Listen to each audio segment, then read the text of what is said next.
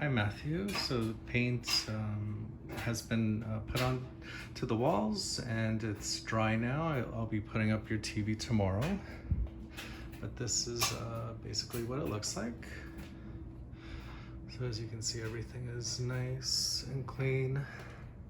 There's no more big hole in the ceiling or ripped drywall paper down here. So everything is nice and flat. The corners are all done. Everything's nice and sharp. I didn't have enough paint to go all the way down to this wall, so I'm just doing it on this entertainment wall right here. And then eventually, when we repaint the entire basement, then we'll do it in all white. But as you can see, everything is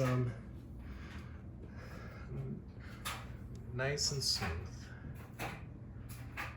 Can't even know that there was a big hole or water damage from you playing with the sink upstairs, and everything dripped down.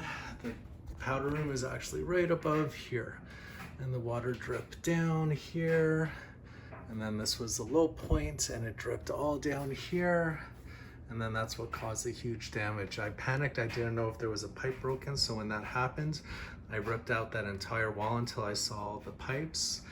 And then, yeah, 2.5 years later, it's now fixed. So next video will be with your TV up.